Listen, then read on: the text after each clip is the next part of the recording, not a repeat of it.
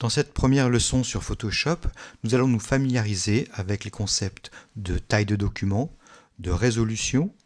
On va apprendre à se déplacer dans un document et également on va parler des modes de l'image et du mode notamment CMJN. Alors pour commencer, comment faire un nouveau document? On va aller dans le menu Fichier, Nouveau. J'ai une fenêtre de dialogue qui apparaît.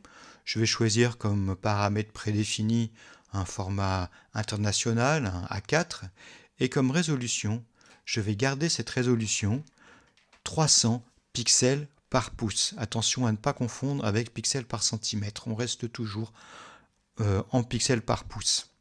300 pixels par pouce, c'est la résolution que vous devez choisir pour faire un document que vous voulez imprimer. Je vais faire OK. Je vais faire un premier travail dans Photoshop en prenant mon pinceau. Je peux aller choisir une couleur dans le nuancier. Je peux également ici aller dans mon choix de couleur et cliquer ici dans mon choix de couleur de premier plan. Je prends une couleur et puis je vais faire un dessin. Une fresque troublante. Je peux changer de couleur.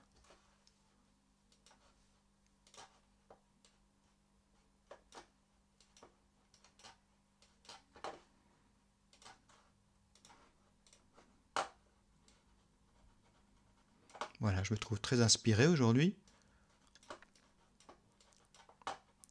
Un petit coup de bleu pour terminer. Hop là.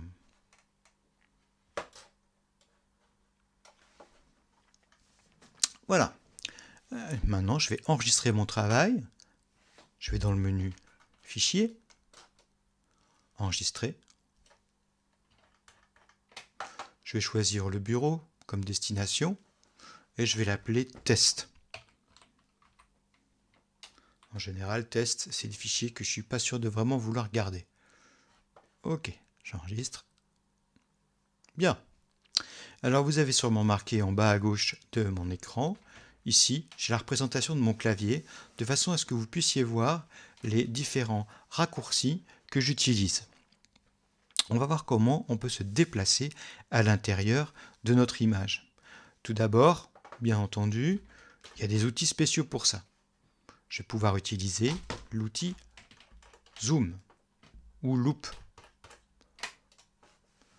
Si par exemple je m'intéresse à cet œil, je vais cliquer sur cet œil et je vais pouvoir cliquer glisser vers la droite pour visualiser mon œil. Si je me rapproche vraiment beaucoup, je commence à voir ces petits carrés qui, vous le savez certainement, s'appellent des pixels. Pixel, c'est l'abréviation de Picture Element. Chaque carré est donc un élément de cette image et à chaque carré correspond une valeur de couleur.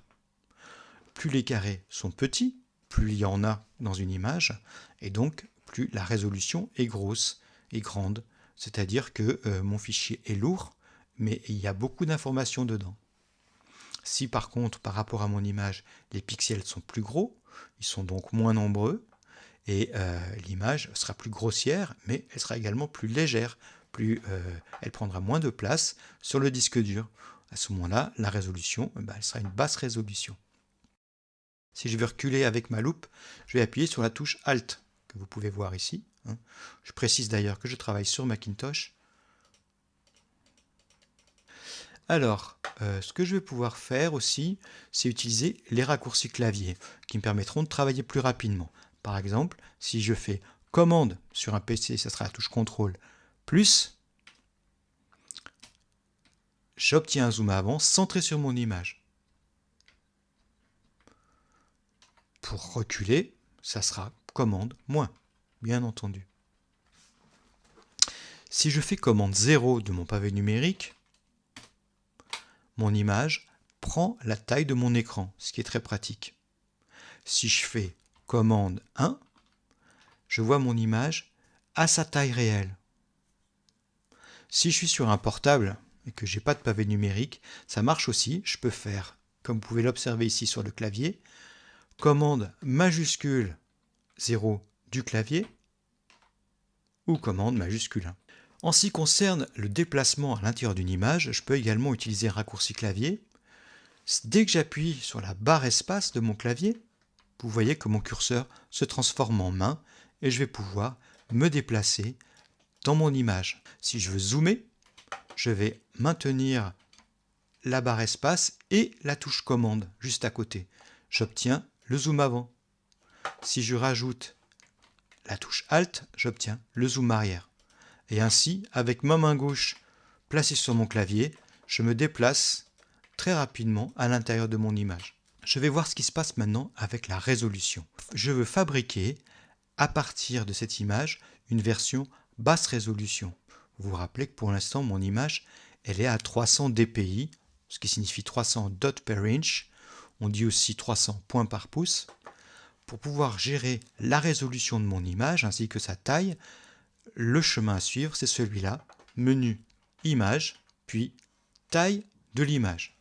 Le raccourci clavier sera Alt, commande I. On le fait très souvent. Ici, j'ai ma fenêtre de dialogue qui apparaît. Et ce que je vais faire, c'est que je vais changer la résolution pour voir ce que ça fait. À la place de 300 par pouce, je vais choisir 72 pixels par pouce. Et puis je vais faire OK. Mon image a diminué. Allons voir ce qui se passe quand on zoome en avant sur cette image. Regardez le résultat. Bien entendu, mes pixels sont beaucoup plus gros par rapport à mon image. La qualité sera bien moindre. On va comparer. Si je fais édition, annuler taille de l'image et que je retourne au même endroit, vous pouvez voir que j'ai retrouvé la bonne qualité. Je vais me remettre en basse résolution. Cette basse résolution 72, c'est quelque chose qu'il faut mémoriser aussi, puisque c'est la résolution de votre écran. C'est à cette résolution que vous travaillerez pour avoir des images qui s'affichent correctement à l'écran, mais qui pèsent pas lourd. Par exemple pour le web. Je vais faire rétablir taille de l'image et je vais faire fichier enregistrer sous pour enregistrer mon fichier sous un autre nom. Je vais l'appeler test72, 72 comme 72 dpi. Et sur mon bureau, je trouve mes deux fichiers ici. Je vais en sélectionner un et je vais appuyer sur pomme I, CTRL I. Et je peux constater qu'il fait 1 méga. Ça, c'est la version haute définition. Maintenant, je vais sélectionner test 72, demander à voir les informations. Et là, je vois qu'il fait beaucoup moins. 172K, c'est vraiment pas grand-chose. Et pourtant, les deux images, apparemment, sur mon écran, ont l'air assez proches. En réalité, si j'essaie d'imprimer l'image test 72, j'aurai une très mauvaise qualité avec des pixels qui apparaissent, des escaliers. Je vais revenir dans Photoshop. Nous allons aborder le mode CMJN. Le mode CMJN, il sert pour imprimer votre fichier en quadrichromie offset. C'est un mode à utiliser quand vous devez envoyer votre fichier à l'imprimeur de façon à ce que celui-ci imprime votre image en plusieurs milliers d'exemplaires. Il n'est pas nécessaire de passer en mode CMJN pour imprimer une image chez vous par exemple, ou même sur une grosse imprimante couleur comme celle que vous pouvez trouver dans les bureaux ou dans les entreprises. Ici mon image pour l'instant c'est une image RVB. Je peux le constater en allant voir mon onglet couche qui se trouve sur la droite de mon écran. En général il est à côté de l'onglet calque. Là je vois que mon image est composée de 3 composantes, rouge, vert et bleu. Si je clique sur le nom d'une couche, je peux voir son contenu. Imaginez 3 grosses lampes qui mélangent leur lumière. La juxtaposition de chacune des couches me donne un résultat de 16 millions de couleurs possibles pour mon image. Maintenant, je vais transformer cette image en CMJN. Je vais dans le menu Image, Mode, et je vais passer en mode couleur CMJN. Photoshop me demande de confirmer. Je vois que mon image a changé d'aspect. Elle est beaucoup plus terne. En effet, ce n'est plus de la lumière, c'est de l'encre sur une feuille de papier. Et je peux constater également que mon image, elle se décompose maintenant, non plus en 3 couches, mais en 4 couches, correspondant chacune aux couleurs primaires. C'est-à-dire que mon imprimeur il va utiliser ces encres primaires pour imprimer mon image. Comme j'ai 4 couches au lieu de 3, mon fichier sera plus lourd et paradoxalement, le nombre de couleurs que je peux obtenir est moins important qu'avec de la lumière. Vous voyez bien que le mode CMJN, c'est vraiment à utiliser en fin de parcours quand l'image est fin prête. Sinon, on va attendre plus longtemps, on va utiliser plus de ressources machine et plus d'espace disque. Je vais faire fichier, enregistrer sous et appeler mon image test CMJN. Je vais me rendre sur le bureau. Là, je fais pomme, tabulation. Sur un PC, on fera Alt, tabulation. Et si je veux masquer tout ce qui est pas sur le bureau, je peux faire Alt, commande H. Maintenant, j'ai mon fichier test CMJN. Et si je compare ce fichier avec le fichier précédent, je vois qu'il est quasiment 7 fois plus gros. Ici, j'ai 725K et ici, j'en ai 172. C'est pas très lourd parce que en fait, je suis parti de la version basse résolution. Voilà, donc on a dans cette leçon appris à gérer les tailles de notre document, la résolution et on a appris à se déplacer dans Photoshop. Enfin, nous avons appris à passer en mode CMJN.